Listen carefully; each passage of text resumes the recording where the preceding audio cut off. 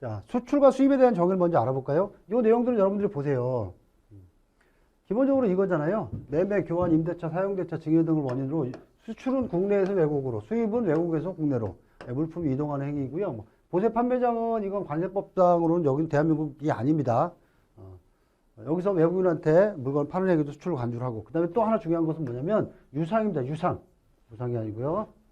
외국에서 외국으로 물품을 인도하는 경우, 이런 경우를 외국 인도 수출이라고 해요. 이런 경우에도 수출의 범위에 포함시켜준다. 반면에 수입인 경우에는요, 또 뭐가 있냐면 똑같아요. 이런 것들 원인으로 반대로 외국에서 국내로 들어오거나 또 유상으로 외국에서 외국으로 물품을 인수하는 행위, 이런 것들, 이런 수입 거래 행위를 이번에는 뭐라고 하냐면 외국 인수 수입을 해요. 근데 이것을 수입으로 간주하려면 무상이 아니고 유상 조건이래야 된다라고 하는 거고, 나머지는 수출 쪽에 나와 있던 동일한 내용으로 여러분들이 수출입의 정의에 대해서 정리를 해 주시기 바랍니다. 넘어갑니다. 수출기업에 대해서는 여러 가지 혜택이 주어지죠. 먼저 외환연 여신의 무역금융 쪽에 학습을 하시다 보면 자세히 설명이 되는데, 수출기업에 주어지는 특혜가 여러 가지가 있습니다. 내국 신용장 거래 혹은 구매항에서 거래를 통해서 주어지는 혜택, 아주 큰 게 있죠. 예, 부가가치세 영세율. 저희가 통상 물건 사게 되면 10% 부가가치세 내야 되잖아요, 그죠? 세금이 포함되어 있는데 영세율이에요, 영세율.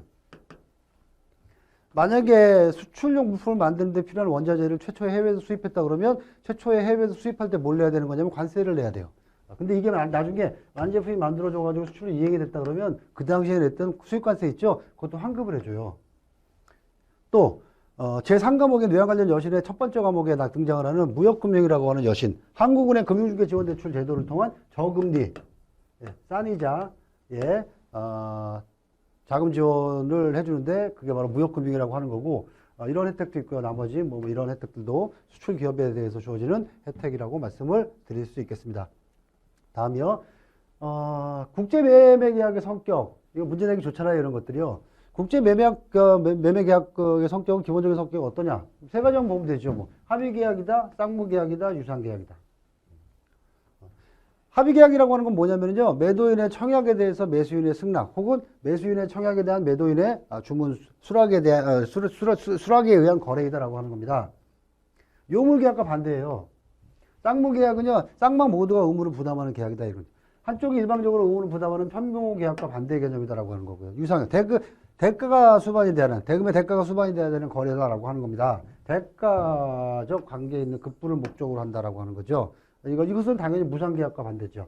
요 세 가지, 합의계약이다, 쌍무계약이다, 유상계약이다.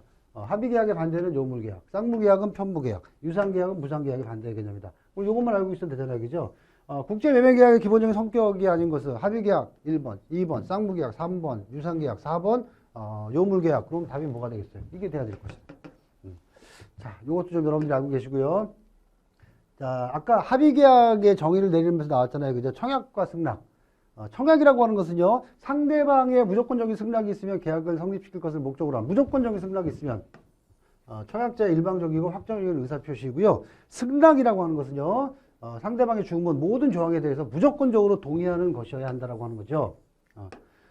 변경을 요구하는 조건부 승낙은 사실상의 거절로 간주를 하고 새로운 오퍼가 제시되는 것으로 간주한다라고 하는 겁니다.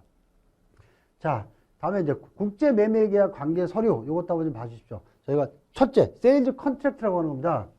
보통 이제 퍼치스 컨트랙트라는 표현보다는 세일즈 컨트랙트라는 표현을 많이 쓰는데, 매매계약서, 물품 매매계약서.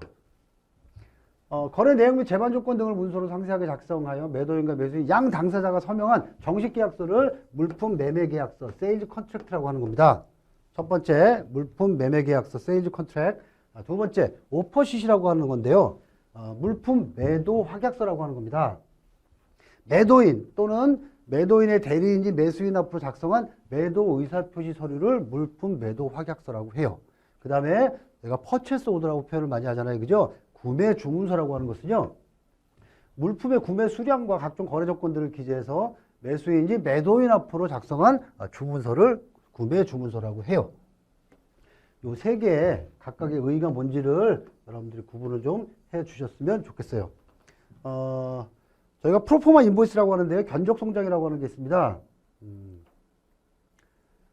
물품을 송부하기 전에 가격, 수량, 거래 조건 등에 대한 매수인의 확인을 받기 위해서 보내는 일종의 가송장이라고 하는 겁니다. 이것은요, 상업서류의 상업송장 서류로 일반적으로 인정을 받지 못하는 서류입니다.